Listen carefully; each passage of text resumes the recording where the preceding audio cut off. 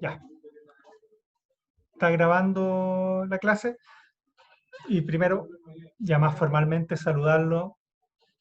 Es un gusto poder volver a hacer clase.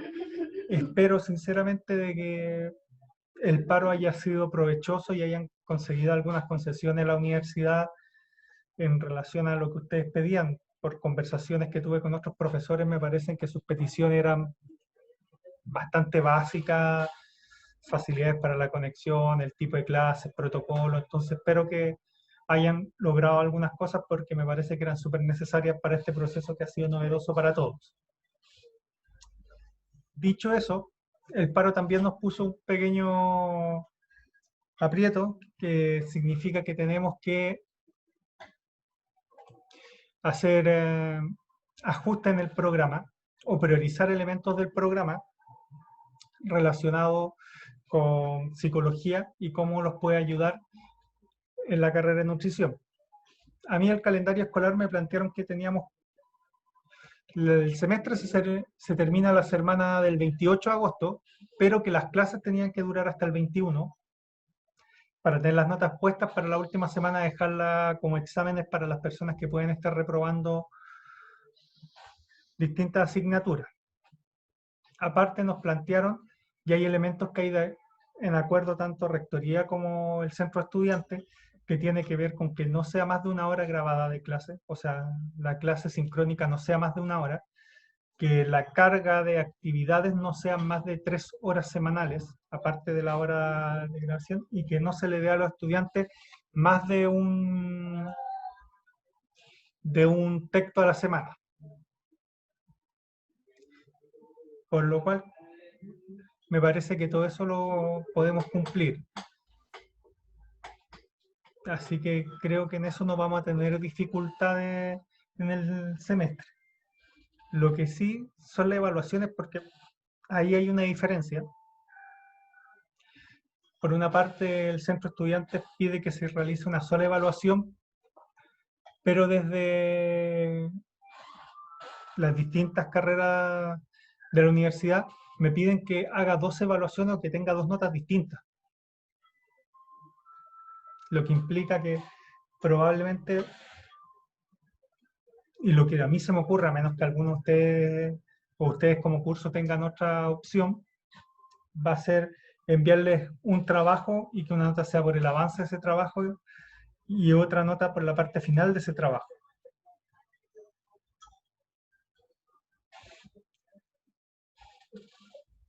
No sé si, a mí me parece que es lo más razonable por la cantidad de semanas que nos queda, pero no sé si a ustedes les facilita o les dificulta la situación. Ya. Entendiendo que ese trabajo por semana no puede ocupar más de 3 horas semanales, voy a reducir la cantidad de textos que les voy a dar por el semestre solo a uno, y que es el manual de diagnóstico de enfermedades de salud mental, el DSM-5, y solo les voy a pedir que lean la parte de enfermedades alimentarias, porque a partir de eso vamos a hacer el trabajo del semestre. Yo les voy a mandar ese texto, que es un manual que tiene como 500 páginas, pero solo nos vamos a centrar en la parte de trastornos alimentarios para que vayamos viendo algunos conceptos, porque probablemente es ahí donde más relación tenga la psicología con la nutrición.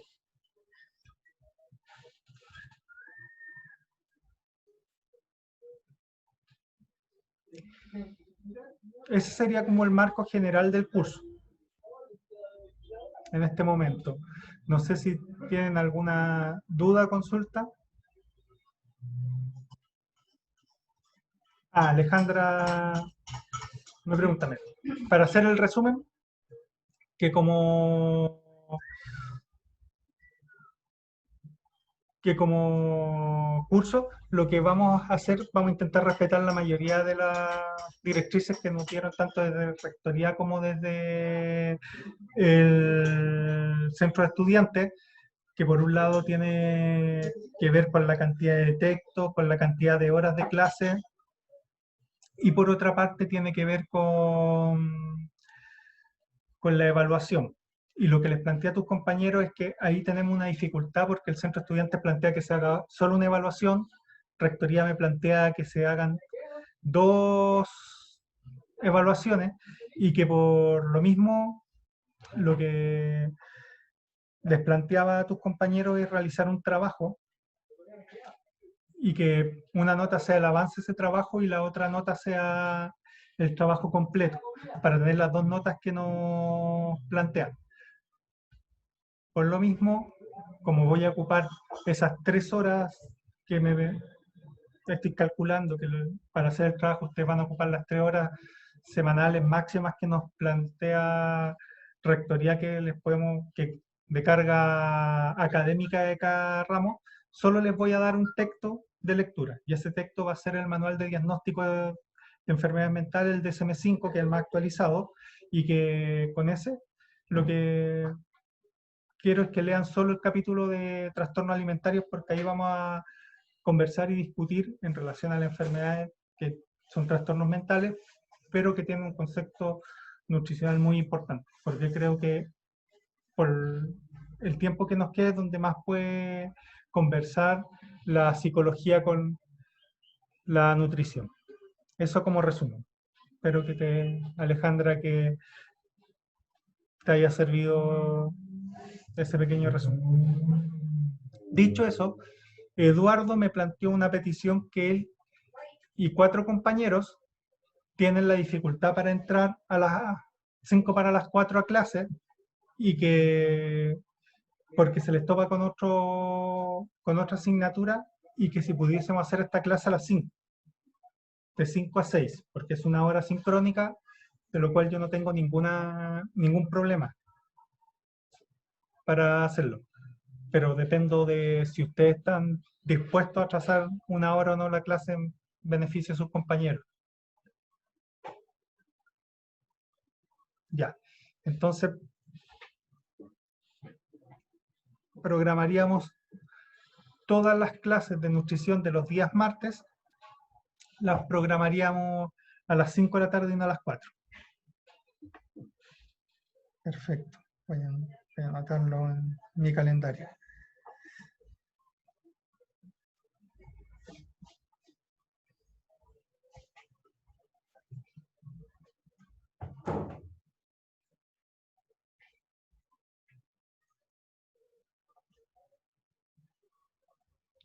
Ya.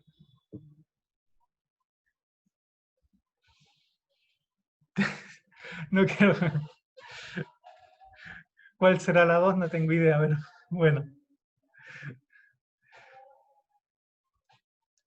Eso.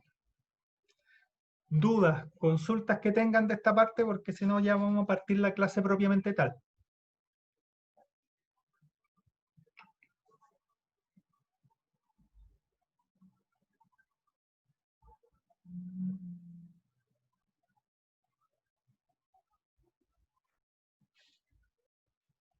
Ya, entonces creo que los acuerdos quedaron medianamente.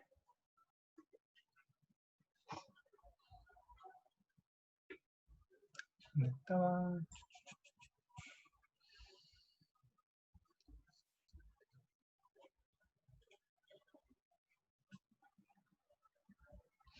Ya, entonces ahora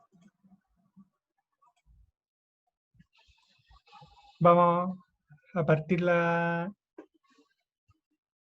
clase. Básicamente, la clase del día de hoy era un poco, no sé si más liviana, porque después cuando lo estuve haciendo me di cuenta de que ¿cuándo hay que hacer? Ya. Gracias, Génesis, porque si no hubiese empezado inmediatamente la clase.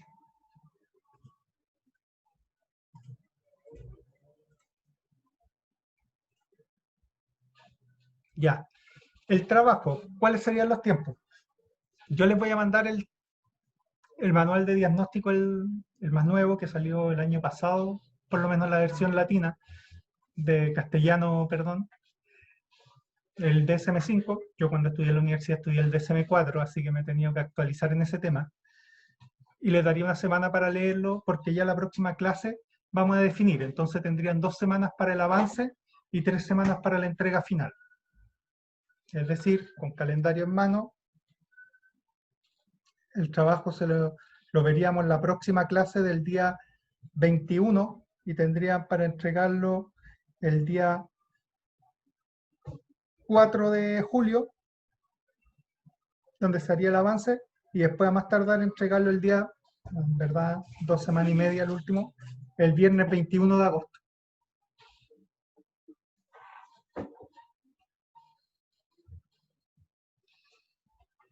¿Y qué hay que hacer en el trabajo? Tiene relación con lo que vamos a ver hoy día.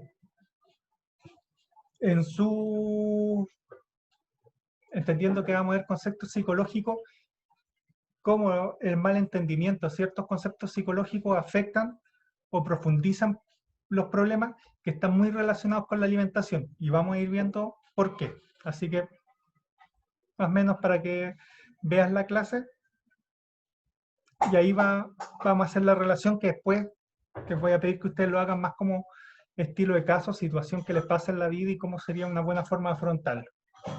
No sé si ahí te queda un poco más claro, te dije igual que en ese.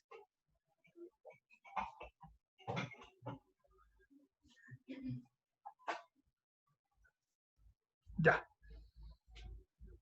No me ha contestado la Génesis, así que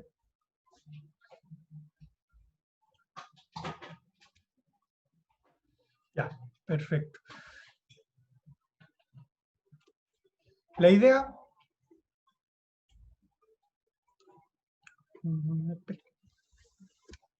Ya. Hoy día lo que vamos a ver son conceptos de la psicología que se utilizan muy normalmente o de forma muy liviana por las personas, y que eso tiene efecto, porque se tiende a estigmatizar a las personas que sufren trastornos psicológicos, psiquiátricos, y por otra parte dificultan la ayuda. Y esto, aunque no lo crean, tiene efectos muy grandes en la nutrición de las personas y sobre todo en los trastornos alimentarios, que es una nueva categoría del DSM-5. Yo cuando estudié el DSM-4 me existía esa categoría, donde se incluye la anorexia, la bulimia. No es la palabra exacta, no se llama así, pero el comer compulsivamente, que eran trastornos que estaban dentro del espectro ansioso antiguamente, ahora tienen una categoría específica que se llama trastorno alimentario. Y cómo se van relacionando distintos conceptos que normalmente utilizamos en la vida diaria. Entonces, el objetivo de la clase del día de hoy es contrastar el uso técnico de conceptos clave de la psicología y cómo esto se contrasta con el uso que se le da en la vida común. Y como ahí hay diferencias y grandes, cómo esto pueden afectar los estilos de vida, cómo genera estereotipos, falsas ideas, mitos, que al final afectan la vida de esas personas, y entre esos efectos están los procesos alimentarios. Los 4 conceptos, hay muchos más, de hecho, si ustedes me proponen para la próxima clase podemos ver otros que se utilizan con relativa liviandad normalmente en relación a la psicología, que han nacido de la psicología, pero que la gente lo utiliza en su habla diaria. Está la idea de ansiedad, cuando a una mujer o un hombre se le llama histérico o histérica, cuando se habla de estrés y cuando se habla de depresión. Esos 4 conceptos los vamos a ver el día de hoy. Ustedes por el chat me hacen cualquier consulta, o si quieren, si alguien tiene micrófono, me interrumpe, porque de repente me puedo embalar y de repente cometo el error de no tomar en cuenta las posibles dificultades que tengan los estudiantes cuando estoy explicando. Así que si alguno de ustedes necesita que paren algún punto o volverle a explicar, no tengo ninguna dificultad, me hablan por el chat. Lo primero es que el gran criterio que define una enfermedad mental no tiene que ver con los rasgos, si alguien es tímido, si alguien es obsesivo, que se tiende a decir, si alguien es depresivo, ansioso o tiene estrés, sino que el gran rasgo que diferencia es si me produce problemas de adaptabilidad en mi vida diaria.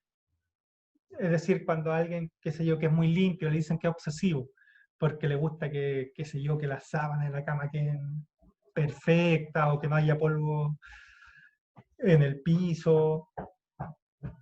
La verdad es que eso no te transforma en una persona con un trastorno obsesivo compulsivo, el conocido como TOC, sino que si tú, por ejemplo, vives en una casa con piso de tierra y obviamente no puedes evitar que haya tierra porque el piso es así y sufres, te obsesiona y no puedes hacer tu vida diaria porque el piso es de tierra y tú quieres que el piso esté sin tierra, estoy exagerando por supuesto, eso es lo que define lo que es una enfermedad psiquiátrica de un rasgo de personalidad, una forma de ser, un estilo de vida. Por ejemplo, que si hay gente que va al gimnasio, le gusta sacar músculos, tener una vida sana, y eso es súper sano, excepto cuando se lleva al extremo y se empieza a hablar de vigorexia, por ejemplo, cuando uno se genera casi una adicción a sacar músculo. Entonces, cuando nosotros hablamos de trastornos psicológicos y psiquiátricos, el concepto clave es la dificultad de adaptabilidad. Es decir, que esa forma de ser no me permite adaptarme a mi medio. Por ejemplo, voy a poner un ejemplo terrible, pero si a alguno de ustedes se les muriera un familiar y estuviese triste, llorando, medio abatido, ustedes no están depresivos. Es una reacción normal que se le espera a cualquier persona cuando tiene una pérdida muy grande. Ahora, si 2 años después siguen con los mismos síntomas de cuando la persona cercana recién falleció, ahí nosotros hablamos ya de un trastorno, para que se haga la diferencia. Esa es la primera aclaración. La segunda, que existen una serie de categorías en psicología que han cambiado. O sea, yo cuando estudié se hablaba de los trastornos del ánimo para referirse a la depresión. Ahora no existen los trastornos del ánimo y existen los trastornos depresivos, los trastornos ansiosos, los trastornos alimentarios. Antes eran los trastornos del ánimo. ¿Qué quiero decir? Que hay un sinfín de palabras y conceptos que antes podían ser enfermedades y que ahora no lo son, pero que se quedaron en el habla común y que eso causa muchas dificultades. Voy a poner un solo ejemplo. Cuando uno hablaba de autista, era una categoría diagnóstica y hablábamos del autismo, del Asperger. Ahora en general se habla del espectro autista, porque implica que las personas tienen más o menos conducta relacionada a lo que antiguamente se llamaba un niño autista, es decir, que no mira, que tiene dificultades sensoriales, que tiene dificultades de relación, necesita cierto orden, una serie de cosas, que ahora se habla de un espectro y no de enfermedades separadas, porque con el espectro autista existe la posibilidad de mejora. Lo mismo, por ejemplo, en los años 60, en el DSM-2, creo que, si no me equivoco, vamos, en el 5, en el 2, la homosexualidad era una enfermedad, era una parafilia al nivel de la zoofilia o de un delito como de la pedofilia. En la actualidad la homosexualidad no es por ningún motivo una enfermedad. Esto ha producido que queden muchas palabras que se usan muy ofensivamente y que antiguamente eran consideradas un criterio de diagnóstico. O sea, yo antiguamente tomaba una prueba de inteligencia y existía el criterio diagnóstico que se hablaba de idiota. El idiota no es un insulto, sino que era una palabra técnica, que por supuesto por su masificación del uso perdió todo sentido técnico y ahora es un insulto o una expresión peyorativa frente a otro y no un criterio diagnóstico. Entonces, las aclaraciones son esas. Por una parte, lo que define un trastorno psiquiátrico, psicológico, de un rasgo de personalidad normal de una persona, es su funcionalidad, o sea, que la persona sea funcional en su medio. En segundo lugar, que hay una serie de criterios que se han cambiado en el tiempo.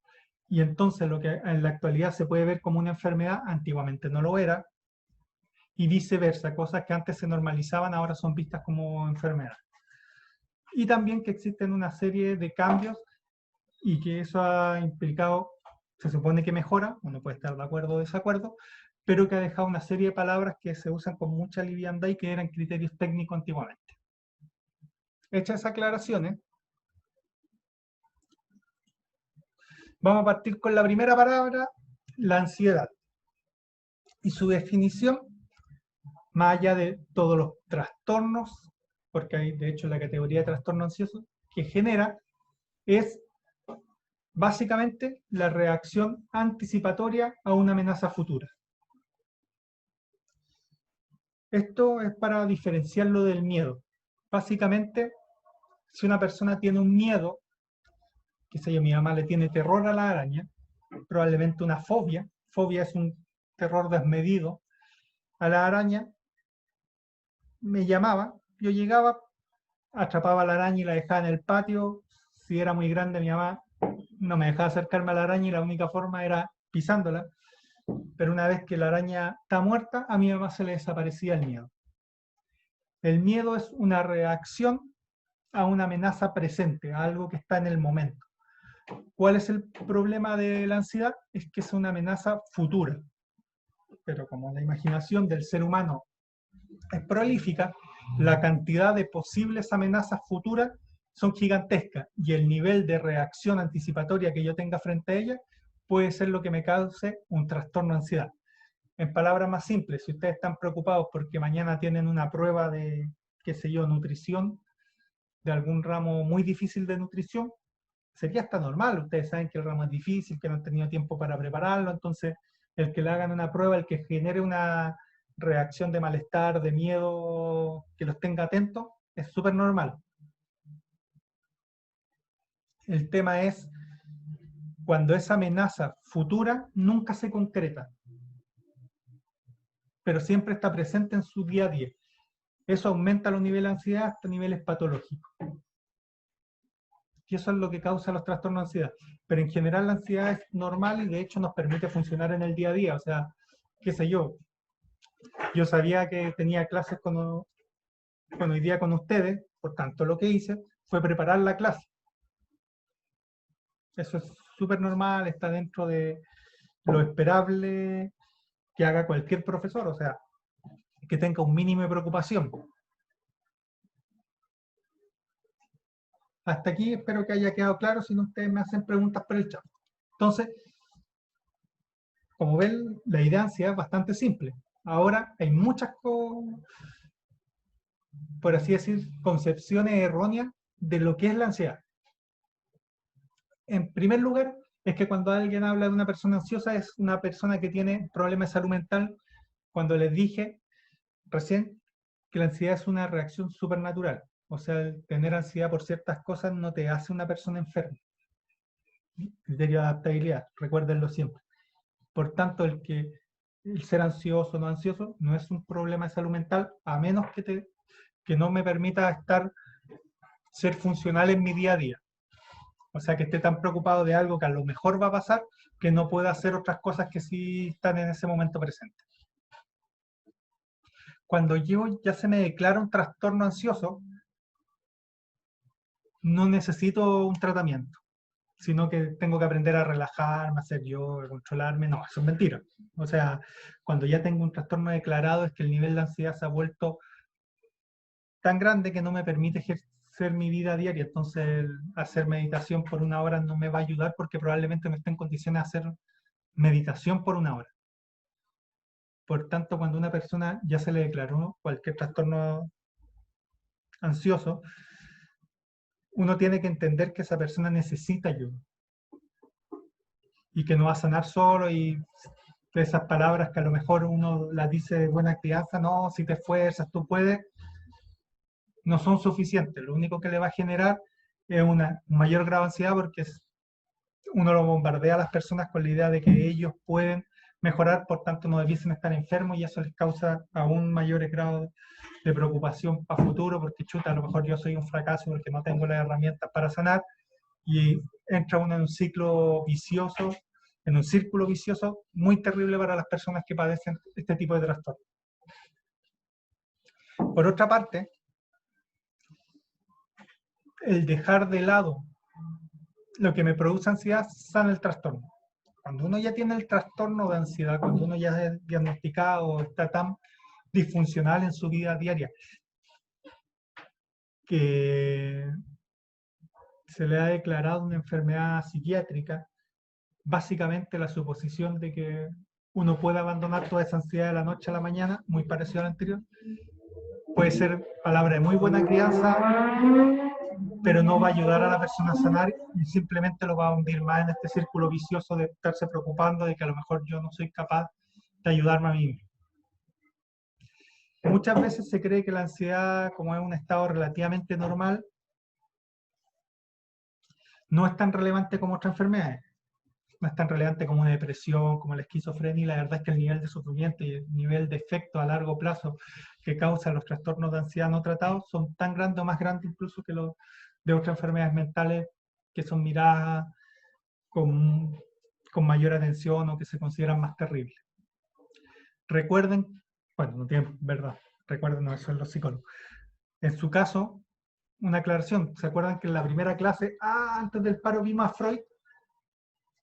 Dentro de las primeras corrientes de la psicología, Freud planteaba, y de hecho es uno de los ámbitos donde es más respetable el psicoanálisis, es que la ansiedad es una reacción normal a la vida en sociedad. O sea, yo en sociedad me tengo que evitar hacer muchas cosas que me gustaría hacer. De hecho, Freud, como si alguno de ustedes se recuerda esa clase, pensaba que los seres humanos básicamente eran unos animales nefastos que lo único que íbamos a querer es, si tengo la fuerza suficiente, violar a todas las mujeres posibles, matar a todos mis enemigos y quedarme con todo el dinero y todas las cosas del mundo. Como la sociedad tiene más fuerza que yo no puedo andar violando, no puedo andar matando, no puedo estar robando. Entonces eso implica que por vivir en sociedad yo me tengo que regular mi impulso.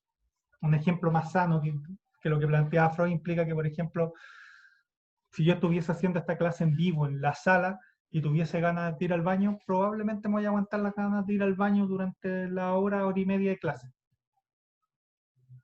La ansiedad implica el, el regular ciertas cosas que me gustaría hacer, porque vivir en sociedad implica cierto grado de cumplir expectativas, de un profe no puede salir a mitad de la clase e ir al baño. Eso no pasa, o no debiese pasar a menos que tenga una enfermedad muy grave.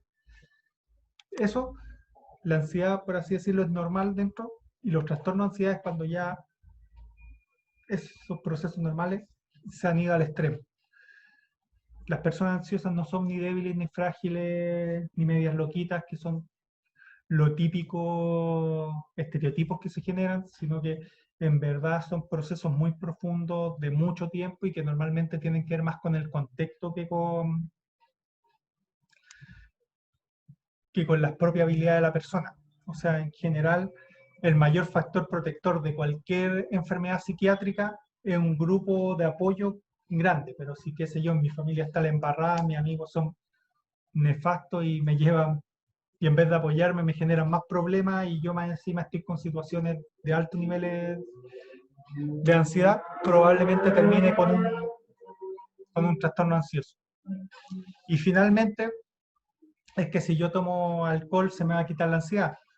Lo único que hace el alcohol es generar un proceso de intoxicación y de adormecimiento del córtex superior, o sea, del cerebro, y probablemente haga un par de tonterías y me relaje por las 2 horas que esté con alcohol, pero como uno supuestamente no puede estar tomando alcohol cada 5 minutos, lo único que ayuda el alcohol es a desconectarte de un par de horas por efectos secundarios fisiológicos terribles. Entonces, en verdad el alcohol no ayuda a sanar la ansiedad, lo único que hace es que se me olvide la causa por un rato hasta que vuelva a entrar o hasta que vuelva a funcionar mi cerebro, sin contar con todos los eventos que pueden haber pasado entre que empecé a beber alcohol y se me apagó el cerebro, o la parte racional y toda la embarrada que puede haber dejado entre medio.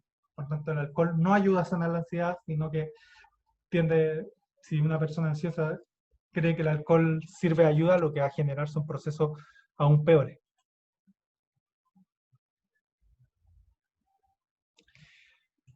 La marihuana, a ver, la marihuana es, al igual que el alcohol, es una droga depresora. Y la marihuana causa mucho menos grado de adicción que el alcohol. Lo que pasa es que la marihuana, el alcohol o cualquier droga, si se a ver, yo voy a dar una opción personal que lamentablemente está grabada, así que me pueden ir a colgar desde la universidad. El uso recreativo de droga depende de cada persona. Yo en ese sentido, de hecho eso lo dice la ley. En Chile no se penaliza el consumo, se penaliza, que bueno, son las tonteras que tiene nuestra ley 20.000, es que yo puedo consumir cualquier droga que quiera, pero no la puedo comprar, no la puedo almacenar, no la puedo transportar, ni producir, entonces no sé cómo esperan que un pito de marihuana, una raya de coca o lo que sea, aparezca en mi casa. Dios no va a prender una luz y me va a bajar un pito de marihuana, eso no pasa. Pero viendo esa inconsistencia de la ley, el consumo de drogas no es penado por la ley. El consumo de marihuana como droga depresora lo que va a hacer, al igual que el alcohol, es calmarte, pero no va a eliminar los elementos que causó el proceso de ansiedad. O sea, por ejemplo, si yo estoy ansioso porque, qué sé yo, voy a poner un caso terrible, yo trabajo en un colegio y muchos apoderados del colegio están en esta situación. Un apoderado está cesante, tiene a sus hijos que pasan hambre, no tiene perspectiva de lograr trabajo, su esposa cayó en depresión. Chuta, ese hombre, y aunque se fume un campo de marihuana, va a solucionar los problemas que están a la base que le están produciendo ese proceso ansioso. Entonces, la marihuana lo que sí va a ser relajar.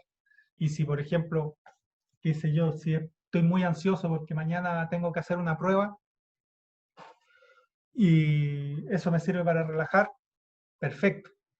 Pero si es recuerden que la ansiedad es una reacción natural y los trastornos ansiosos se producen por situaciones límite a nivel, a nivel de estresores psicosociales que se le llama. Entonces, si los estresores psicosociales permanecen inalterables, más allá del pito de marihuana o no, lo único que produce el consumo de marihuana es un lapso de tranquilidad por la mantención de, por la mantención de los estresores psicosociales, o sea, el estado de pobreza, la violencia intrafamiliar, la desintegración, la falta de grupo de apoyo se va a mantener. Y ahí no hay droga que ayude. De hecho, casi todos los medicamentos son drogas, generan algún grado de dependencia y por tanto, cuando uno habla de tratamiento farmacológico, lo que hace es consumir droga. Por eso, casi ninguna ayuda que te dé ningún CEFAM o consultorio, clínica o lo que sea, va a ser solo el tratamiento farmacológico, sino que siempre se va a pedir el apoyo de un profesional de la salud mental.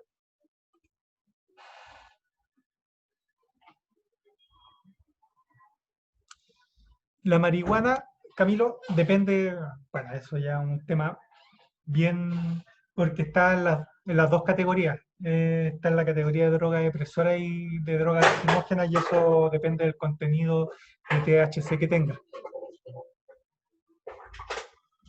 No, no, de hecho depende del contenido de THC de la marihuana. Entonces hay parte de la marihuana o cierto nivel de producción cuando se cosecha y una serie de temas que producen efectos depresores del sistema nervioso central que no significa depresión, sino que significa que relaja los músculos, hace más lento el sistema simpático, produce efectos en el sistema límbico. A eso se refiere con efectos depresores, no que me dé depresión.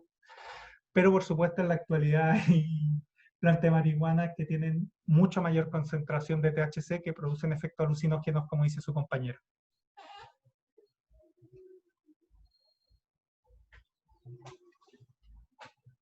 Así que en ese sentido, Camilo tiene razón.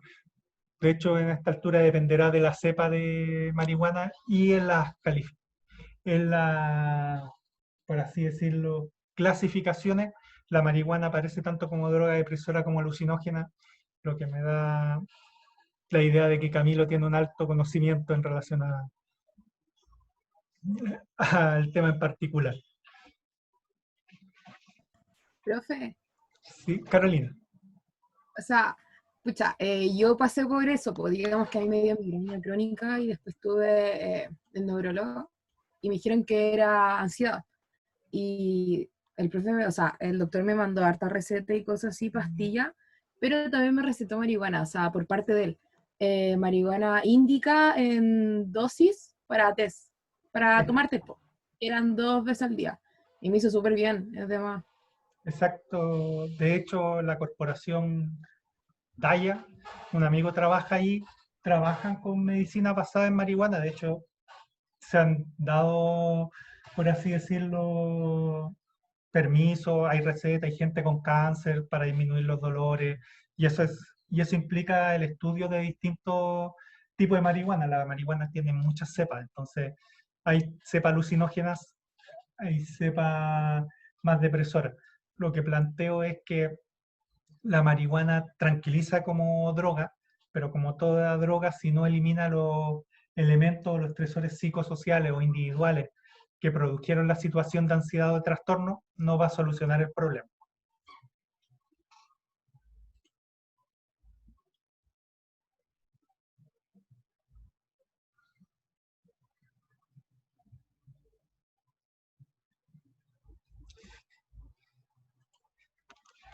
La ansiedad, de hecho, a diferencia de lo que la mayoría de las personas cree, no produce llanto. Lo que produce llanto es la situación de impotencia que da los procesos de ansiedad. La ansiedad no da llanto, en general. Lo que pasa es que cuando uno no puede controlar la ansiedad por largos periodos de tiempo, lo que se produce, y como toda persona, lo que peor tolera el ser humano, y esto está comprobado a nivel casi fisiológico de nosotros como animales, es la incertidumbre, la falta de control. Si yo no puedo controlar una situación que me sobrepasa, lo que genera no es solo ansiedad, puede generar cuadros depresivos, puede generar incluso para algunas personas cuadros psicóticos, por el nivel de desintegración emocional, y por lo cual el llanto es una situación normal, pero no es por la ansiedad, sino por la falta de control que tengo de la situación.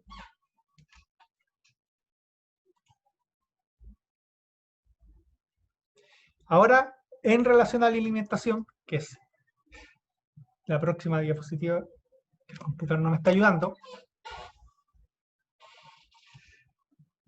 tiene varias relaciones.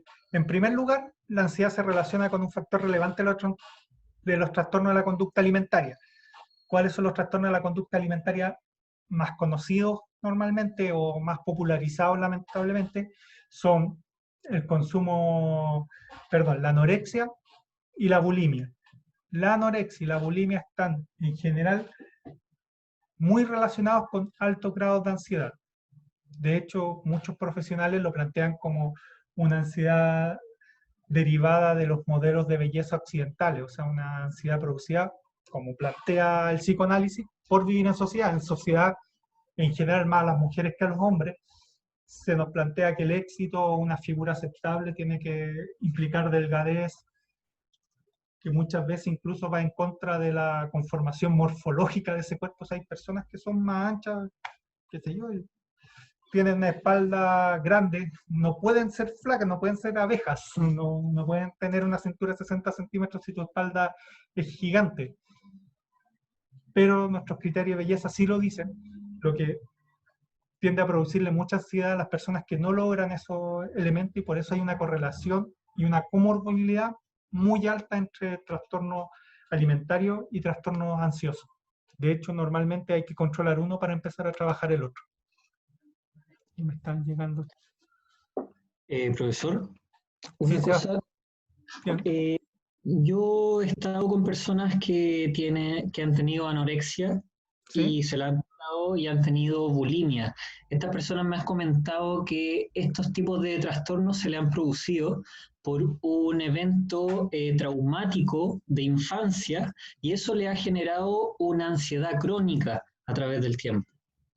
Entonces ellos se tuvieron que tratar ese tema de la ansiedad mediante este trastorno. Ahora, el trastorno que les generó este evento traumático ya es distinto. Es distinto, porque ahí se va por otra línea. Sí, exacto. O sea, la ansiedad es un indicador, se habla pero sí, o sea, me doy cuenta que sí he estado con personas que tienen este tipo de trastorno y como tú planteas, en general la anorexia o la bulimia tienen altos niveles de ansiedad que normalmente tienen que ver con procesos bien profundos. Yo en particular conocí a una niña que tenía anorexia infantil, que estaba en el colegio, yo trabajo en un colegio, no se lo había dicho. Una niña que tenía anorexia infantil, que eso es rarísimo, hay muy pocos casos documentados, tuve que volver a la universidad, después los profes de mi universidad tuvieron que llamar a los profesores extranjeros para ver el tema, y básicamente se basaba en que esa niña, en una cosa muy diferente, básicamente la mamá había tenido una relación casual con una persona que no conocía, quedó embarazada, y ese embarazo implicó que ella ni siquiera la mamá sabía quién era, no sabía quién era el papá de la niña. Pero la niña le preguntaba constantemente quién era el papá. Y la mamá como no le da respuestas concretas, sino que tu papá te quiere mucho, pero trabaja lejos y por eso no te puede venir a ver, produjo al final en la niña, los niños tienen mucho pensamiento mágico y eso implica que no tienen la relación de causa-efecto desarrollada. No sé dónde lo habrá visto, que vio que en comerciales las personas más flacas eran más queridos que los más gorditos, entonces ella, de ser una niña rellenita, incluso a lo mejor con sobrepeso, pasó a ser un palo en menos de 3 meses porque se negó a comer. Entonces, como tú dices, los eventos que tienden a gatillar estos niveles de ansiedad o estos problemas que antiguamente, por ejemplo, los alimentarios se llamaban de autoimagen, o sea, problemas de autoimagen, ya se quitó ese criterio, tienden a ser muy profundos en la persona, en su configuración, en su historia familiar, lo que tiende a gatillar estos procesos. Sí, pero disculpe, profesor, Sí, eso que usted comentó igual bueno, es distinto, porque por lo que yo lo veo, ella creó esta situación conscientemente, o sea que ella gatilló mediante todos estos pensamientos a producir esta anorexia o bulimia, digamos. sí. ¿Ya? ¿Y lo que planteas tú? Claro, es distinto, o sea, es mediante un trauma que se generó de manera inconsciente, digamos. Ya.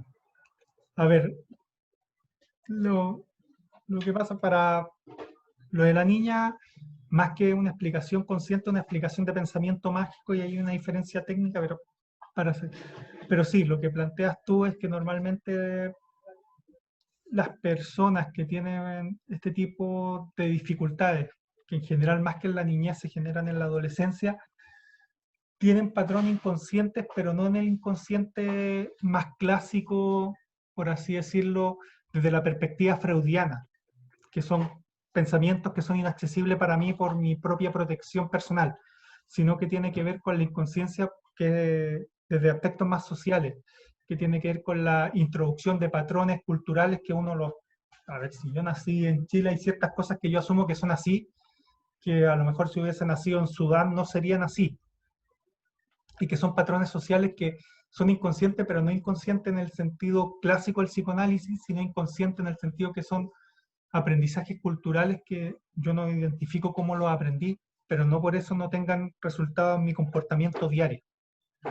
No sé si fui claro en la diferencia o te confundí Sí, más. no, se entendió, se Ya, entendió. Hay un patrón que yo he visto en la gente que viene mediante lo que usted está diciendo, que es el tema sociocultural. Por ejemplo, aquí en Chile, el promedio, digamos, estatura, En el hombre es entre 1,70 y 1,75. Hablando en temas de alimentación, el IMC, digamos, que debería ser entre un 21,5 y un 22,5, que sería un rango normal, en Chile, ¿sí? por ejemplo, hace un tiempo atrás vi una imagen que en Corea, era un meme en realidad, pero que en Corea era el rango S22, digamos S22,5, eran, me parece que 50 kilos, porque claramente ellos morfológicamente son más pequeños y son más delgados. Entonces, una persona occidental, digamos, que viviera en una ciudad asiática, podría generar algún tipo de trastorno alimenticio, por ejemplo. Mira, yo tengo el ejemplo de, ¿cómo se llama? De repente la ignorancia en ciertos temas familiares me sorprende a mí mismo. Creo que nuera, eh, no sé, yerna, es la esposa de mi hermano. ¿Cómo sería el nombre técnico? Eh, sí, su nuera parece. ¿O cuñada? Cuñada me sopla aquí. Cuñada, Cuñada. cuñada, Cuñada, ya. sí, Gracias. anotar todo esto. Sí, yo también no. Ya. Mi cuñada es taiwanesa. Mi hermano la conoció jugando en línea y viajó para allá, se conocieron, se casaron. Y ella ahora tiene problemas de sobrepeso por el cambio de dieta. Claro. Inmediatamente porque la dieta de ellos se basa en el arroz. Bueno, ustedes se manejan mucho mejor en el tema alimentario que yo, pero por lo que entiendo, la cantidad de carbohidratos que nosotros consumimos por los derivados del trigo, del maíz y la papa son como 3, 4 veces mayor que los derivados del arroz. Y para ello el arroz es central en su dieta, todo lo comen con arroz. Y se tuvo que acostumbrar a una dieta muy centrada en el trigo y en el maíz. Y eso le produjo, sin cambiar mucho las porciones de comida, le produjo un aumento de 10 kilos, 15 kilos de peso, que ahora se está controlando. Entonces, por ejemplo, un occidental, que imagínate tú irte a vivir inmediatamente a un país que te cambia, probablemente tenga una baja de peso bastante significativa, a menos que mantenga esa comida occidental. Taiwán es un país bastante occidentalizado, igual que Japón. Pero si te vas a Corea o China continental, que todavía hay ciudades que mantienen comidas mucho más tradicionales o la base de alimentación más tradicional de ellos, probablemente tengas una baja de peso, porque te cambia totalmente la alimentación. Incluso a mí me pasó cuando de vacaciones fui a Europa, leí un artículo bastante interesante en el avión, que tenía que ver con los tratados de libre comercio y el efecto en la alimentación de las personas. Básicamente Chile tiene grandes grados de obesidad por el tipo de azúcares que permitimos en nuestra alimentación y eso tiene que ver con nuestro tratado de libre comercio con Estados Unidos. Estados Unidos utiliza ese tipo de azúcar. La idea de que la Coca-Cola sale diferente en Estados Unidos y en Chile no es real, pero sí que sale distinto en Estados Unidos que en Europa, porque en Europa, como no tiene un tratado de libre comercio con Estados Unidos, tiene prohibido la mayor parte de los azúcares que se consumen en Estados Unidos. Y eso implica que los niveles de obesidad o de sobrepeso de la población europea, siendo que fisiológicamente es más alta que, por ejemplo, incluso nosotros los chilenos, y por varios centímetros, los niveles de sobrepeso y obesidad sean mucho más bajos. Incluso cuando, qué sé yo, países como República Checa o Alemania, el consumo de cerveza es bastante elevado. De hecho, y el artículo que leí en particular tenía que ver con el Tratado de Libre Comercio de Canadá. Canadá tenía un nivel de obesidad comparable con el de Europa, eran casi idénticos y era 3 veces menor al de Estados Unidos. Hicieron un Tratado de Libre Comercio con Estados Unidos, se permitieron los azúcares que se permiten en Estados Unidos y la obesidad saltó 2 o 3 veces más al tiro en un lapso de 10 años, que es muy poco para ese tipo de procesos, sin un cambio tan fundamental en los niveles, en la forma de comer, sino los azúcares que tenía la comida elaborada. Que de hecho es el último punto de la ansiedad, que lamentablemente la ansiedad está relacionada con mayor nivel de consumo de azúcares O sea, las personas cuando tienen ansiedad, y eso tiene que ver con un proceso de activación del sistema simpático, básicamente cuando yo estoy activo por más tiempo, que es algo normal de la ansiedad, mi cuerpo quema más azúcar y produce más hambre y yo tengo que consumir más comida, pero aparte, y uno de los grandes problemas que probablemente tengan ustedes cuando trabajen como nutricionistas es que las personas cuando ustedes le piden cambios en los estilos de alimentación o los estilos de vida incluso, implica una baja en el consumo de azúcar. Y eso va a producir niveles de ansiedad mayor, lo que puede afectar su salud mental, o incluso, más terrible, es que incluso suban de peso, más allá de que usted le están dando una alimentación más sana, porque va a consumir más azúcar para compensar lo que no está consumiendo en la dieta.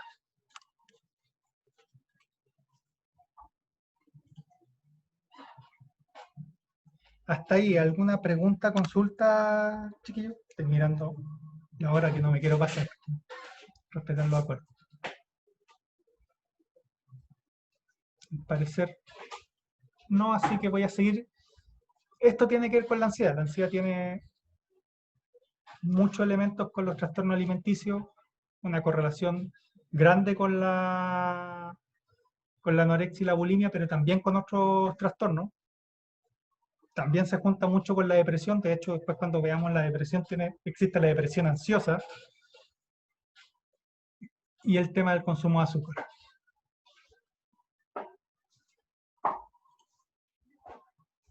Sé que me llegó un chat, pero está medio lento el Zoom y no me deja ver qué me escribieron.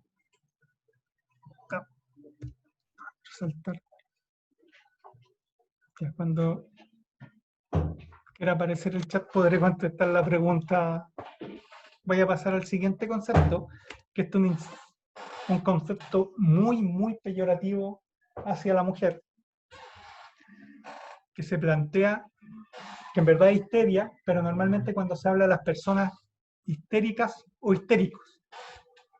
Básicamente, histeria era una enfermedad que solo tenían las mujeres, de hecho, no debiese decirse histérico, porque los hombres no tenemos útero. Básicamente, viene de la palabra útero y viene de los primeros médicos en Grecia que decían que las mujeres eran más frágiles y que los humores que aparecen del útero en la época de menstruación se iban al resto del cuerpo y cuando llegaban al pecho producían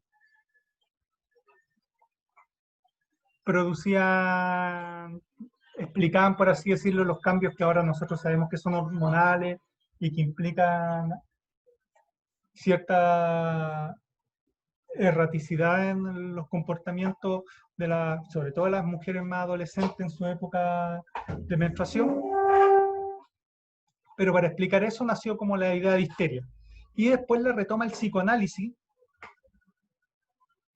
para plantear o explicar un proceso muy específico que ahora tiene otro nombre, pero que en su momento se creía que lo tenían solo las mujeres. Básicamente, cuando Freud inventa el psicoanálisis, nace a partir de una sociedad bien particular, que era la sociedad victoriana. Estoy hablando de ciertos valores que planteaban que las mujeres, en específico más que el hombre, las mujeres no podían mostrar ninguna de sus emociones.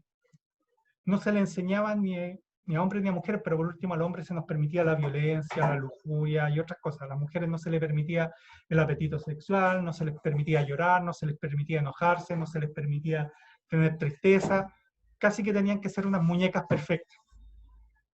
En ese ámbito, o en ese contexto, las mujeres se empezó a aparecer cierto padecimiento que tenía que ver con que, por ejemplo, había mujeres que quedaban ciegas, que perdían la movilidad de un miembro corporal, por así decirlo, no podían levantar un brazo, empezaban a cojear, pero después cuando los médicos las revisaban no tenían un hueso roto, no tenían músculos rotos, qué sé yo, si las pinchaban con un alfiler la mujer, los nervios todavía estaban funcionando, por lo cual no había una explicación fisiológica para esa enfermedad. Entonces dijeron, como les pasa a las mujeres, es histeria. De ahí que viene la idea de histeria. Entonces tenía que ver entre una combinación, porque no todos los cuadros de histeria eran iguales, entonces tenía que ver con una combinación como que la persona tenía problemas físicos, lo que nosotros ahora llamamos somatizaciones. Por ejemplo, si yo estoy muy nervioso, me da alergia a la piel, ya es una somatización. Pero en esa época se le llamaba histeria porque solo le da a las mujeres. O en relación a los hombres, no, es que a los hombres no les da, o se, por así decirlo, se obviaba o se invisibilizaba que los hombres también tenemos procesos psicosomáticos. Entonces, conductas media excéntricas, erráticas, todo eso, no es que las mujeres, como son mujeres, son inferiores, son histéricas. La verdad es que, como todo en la vida pone justicia, lamentablemente estuvo la Primera y la Segunda Guerra Mundial. La Primera y la Segunda Guerra Mundial generó que muchos soldados tengan lo que a nosotros en la actualidad llamamos estrés postraumático, que son situaciones muy parecidas a lo que se le llama histeria, pero que se le producía a los soldados después de volver de la guerra, o sea, estados de estrés, ansiedad, depresión, la incapacidad de mover ciertos músculos, miedo muy grande a ciertas situaciones, a ruidos fuertes, pero que venían dados por su experiencia en la guerra. Y entonces, cuando los médicos se dieron cuenta que a los hombres también nos pasaba, le cambiaron el nombre histeria y pasaba a llamarse, bueno, tiene varios nombres: trastorno psicomorfo, trastorno, perdón, no psicomorfo, somatomorfo, trastorno de disociación y trastornos somáticos. Ayúdame. Ahí está. Bueno, este es como lo típico de un médico de la época hablando de mujer histérica. La verdad es que, como ya dije, no era un problema solo de mujeres, sino que del ser humano, cuando se ve limitado a poder expresar sus emociones. De hecho, de ahí nace la idea de trastorno psicosomático disociativo, el que mi cuerpo está viviendo una serie de emociones, pero yo no me permito vivirla y me siento de mis propias emociones. Voy a explicarlo un poco mejor después. La idea de no poder expresar libremente mis emociones o de forma sana termina produciendo lo que antiguamente se llamaba histeria. De hecho, en la actualidad ni siquiera es un término técnico, sino que se hablan de tres trastornos en general, que es el disociativo, el de conversión y el somatomorfo. Qué probable el somatomorfo vaya a ser uno de los que más vean en su trabajo como nutricionista. Básicamente, no sé si ustedes han escuchado a una persona que le molesta el colon, que tiene dolores del colon, que tiene el colon irritable, o una serie de conceptos a la vez, que en verdad es lo que nosotros llamaríamos un trastorno somatomorfo, es decir, un malestar en el cuerpo sin una causa médica visible. O sea, no, las personas que normalmente tienen malestar al colon no tienen ninguna herida, laceración, ningún músculo que lo apriete, nada, pero ellos plantean que lo que coman o lo que dejen de comer les produce mucho malestar. También, entonces, todo lo que tiene que ver con malestares del sistema digestivo está muy relacionado con lo que nosotros llamamos trastornos somatomorfos, que vendría de la idea de histeria. Entonces, cuando una persona maneja mal sus emociones, tiende, o qué sé yo, uno cuando habla muy livianamente de que está en estrés, tiene estrés o angustiado, tiene muchos problemas en el tracto digestivo. También, de hecho, hay autores que están hablando de nuevos trastornos muy sociales en la actualidad, que son la vigorexia o la ortorexia, y que estarían en la categoría también de trastornos somatomorfos, una discusión más teórica que se está dando, y que tiene que ver la vigorexia con las personas que están buscando el fisicoculturismo a ultranza, que es casi el sobredesarrollo de ciertos músculos, la hipertrofia de otros, una alimentación basada mucho en proteínas, que afecta muchísimo el tracto digestivo. O sea, probablemente el mayor grado de lubricantes anales que se utilizan no sean las personas gays, sino que sean los fisicoculturistas, porque por el tipo de alimentación para poder desarrollar esa cantidad de músculo, lamentablemente se hacen mucho daño en su tracto digestivo y tienen que usar lubricantes anales para poder ir al baño, porque si no es imposible, sus defecaciones son rocas, al no consumir otro tipo de nutrientes, más allá de los otros daños que se causan en su cuerpo. Y la ortorexia es como los daños que se producen en las personas que quieren tener una vida saludable al extremo, que también en la actualidad se plantean como problemas somatomorfos porque cambian su forma de... tienen un malestar con su propio cuerpo, lo que produce cambios en todo su estilo de vida y su proceso alimentario. También los trastornos disociativos y los problemas alimentarios, hay una discusión teórica. En el DSM-5 están separados, pero para muchos intelectuales, para muchos expertos, los trastornos como la anorexia o la bulimia, en que las personas se ven más gordas de lo que son, es una disociación entre la realidad y su cuerpo. Por eso son disociativos, es cuando yo estoy tan afectado por algún tema que mis reacciones no tienen relación con ese tema y no necesariamente tienen que ver con la bulimia o la anorexia. Voy a poner un ejemplo. Hay personas que están, por así decirlo, no es el término correcto, pero están tan en shock por la muerte de un familiar que no se permiten llorar, que no se permiten expresar su pena, que pareciera incluso que se ríen. De hecho, hay mujeres que una reacción que diríamos de trastorno disociativo cuando han sido o han sufrido algún abuso sexual o una violación, cuando cuentan su abuso sexual o su violación se están riendo todo el rato. Se disocian de la situación y la reacción fisiológica, porque es tan fuerte que no la pueden aceptar. Lo mismo la bulimia y la anorexia, o sea, tan fuerte mi deseo de bajar de peso que empiezo a perder el concepto de realidad de mi propio cuerpo. Y por eso algunas personas que trabajan en salud mental plantean que la anorexia y la bulimia serían una enfermedad, un trastorno disociativo y no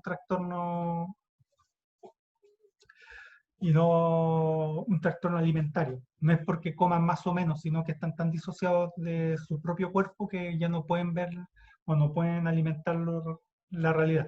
Y por supuesto, en su trabajo de nutricionista, eso va a ser un tema que van a tener que ver. Lamentablemente, el tema, por ejemplo, de la alimentación de estilo de vida saludable. ¿Cómo puedo hacer bajar de peso o ayudar a una persona que cambie su estilo de alimentación con un sueldo de 200.000, 300.000 pesos? Es posible que tenga una vida saludable con sueldos que probablemente no alcancen más que para una dieta, como decía un amigo FP, de arroz, fideo y pan. Alguien me escribió en el chat.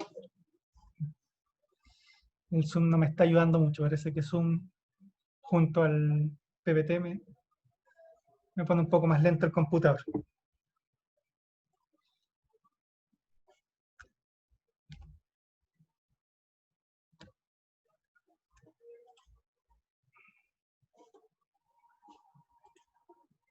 Ya. En honor a la hora,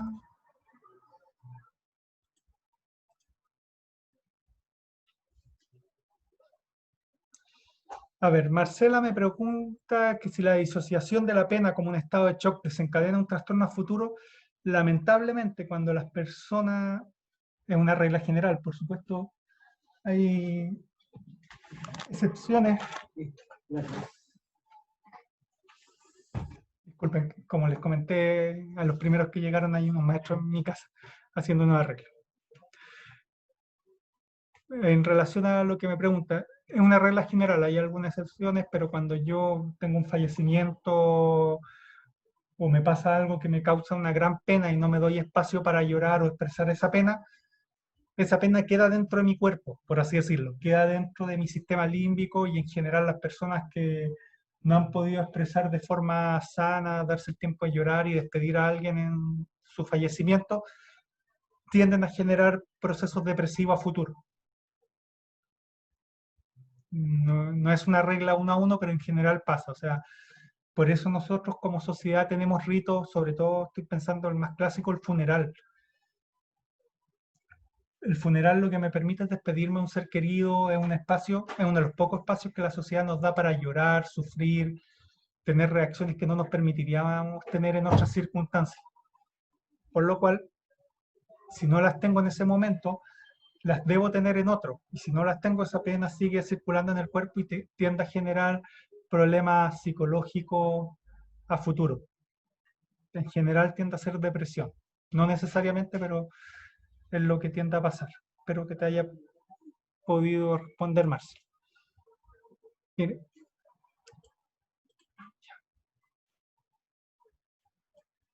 Ya. A ver cómo dejo de compartir. Ahí sí.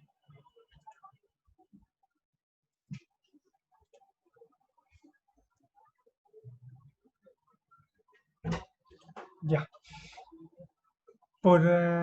En honor a la hora, chiquillos, que se me hizo, parece que la clase, tengo que aprender a ceñirme un poco más a los tiempos. Espero que esta primera clase de vuelta de vacaciones le haya servido. Los otros dos conceptos los vamos a ver en la próxima. Ya me di cuenta que puedo pasar como 2 conceptos por 1 hora. Así me sirve para regularme yo también.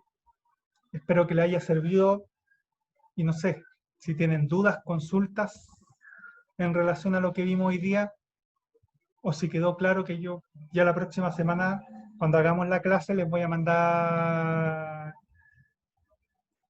no solo va a ser la clase, sino que también vamos a ver la pauta del trabajo que vamos a hacer de aquí a final de semestre y que van a ir las 2 notas de, del ramo.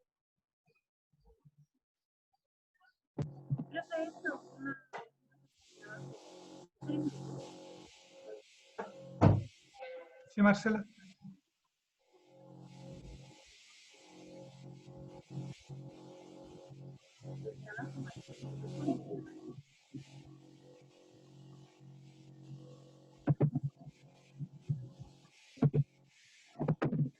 Marcela.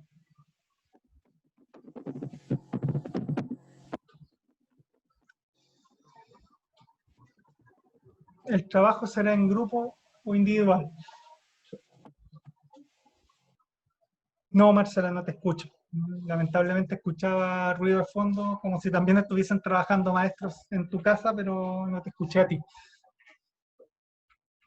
Mi idea siempre es hacer trabajo en grupo. El tema es que no sé si están en condiciones de hacer un trabajo en grupo en este contexto. A mí me gusta trabajar en grupo porque creo que desarrolla una habilidad que va a ser súper esencial en su futuro laboral, que es la capacidad de trabajar con 2 o más personas. O sea, yo en el Cefán, en mi experiencia, es que las nutricionistas trabajan con terapeutas ocupacionales, psicólogos y asistentes sociales, mano a mano, además del médico.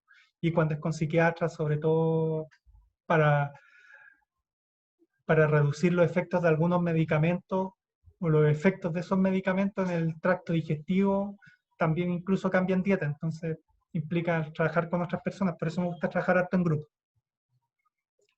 3 personas me parece un número adecuado por el número de estudiantes que son. En una sección son 23 y en la otra 24. Entonces, 3 personas da 21. Y claro, un grupo tendría que ser de 4 personas. Solo uno, por si acaso. No me aparezcan todos con 4 personas. O incluso si a usted le acomoda más trabajar en duplas, podría ser en dupla. Siempre y cuando se pueda en este contexto. Si ustedes me dicen que está muy difícil el juntarse de más de 2 personas o 3 personas, juntarse, trabajo ser individual.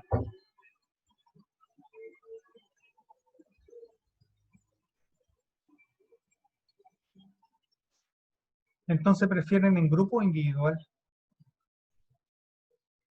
Que estoy leyendo el chat y me dicen ya, profe, pero grupal, ya, perfecto. Entonces, la rúbrica que les voy a entregar la próxima semana, uno de los elementos va a ser que el trabajo va a ser de máximo 3 personas.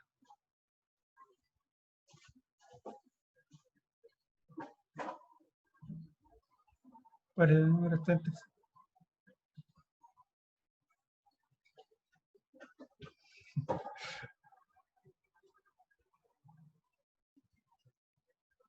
Y caiga, yo dije un grupo de 4, no sé si se tiraron al cachipún entre todos, pero no tengo problema en que sean ustedes. No sé quiénes son ustedes cuatro. Como me dicen nosotros, somos de cuatro, no sé quiénes son nosotros. Pero yo en eso no tengo problema. Yo confío en la autoorganización que tienen ustedes. Y que si dijo Anaís Ledesma, de dos, por supuesto. O sea, cuando yo hablo de grupo es más de una persona. Si son dos, tres o un grupo de cuatro, no hay problema. Yo en eso no tengo ninguna dificultad y si hay personas que trabajan mejor de dupla, por mí no hay ningún problema lo que le acomode en este contexto. La idea es que el trabajo se facilite o mejore su aprendizaje, no que les dificulte o les genere más estrés del que ya les va a generar el tener que tener 6 asignaturas en 5 semanas y todos los profes haciéndoles trabajos para que tengan las notas correspondientes. Así que si Anaís, a ti te acomoda de dos, perfecto. Lo que sí es que no quiero que trabajen individualmente porque en el mundo laboral eso no pasa, en que muchas veces en mi trabajo me gustaría hacer cosas solo, no puedo. Necesito de lo otro y esa es una habilidad que quiero que desarrolle. Ya, entonces la rúbrica la próxima semana, vamos a partir la clase con la rúbrica. Recuerden, la clase no va a ser 5 para las 4, va a ser a las 5 para que puedan integrarse todos sus compañeros. Todos los que se les haya olvidado poner su nombre y presente, pónganlo porque es el respaldo que tengo yo de que ustedes entraron a clase, porque me lo piden desde su carrera, ingresar su asistencia. Así que a todos los que se les haya olvidado lo colocan y un gusto volverlo a ver. Se me había hecho largo el paro. Ojalá hayan conseguido todo lo que pedían o por lo menos algo de este proceso de movilización. Y eso, no sé, a menos que haya una duda o consulta, lo dejaremos hasta aquí. No, si ustedes pueden decir presente antes de que yo grabe, porque cuando yo apago el Zoom, me guarda la clase y aparte me guarda el chat de toda la clase.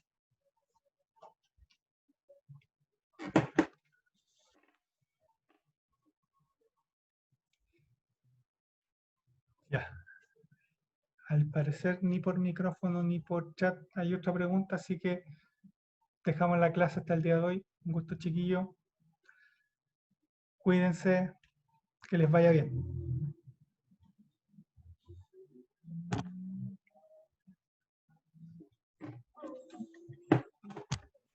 Chao, profe, gracias.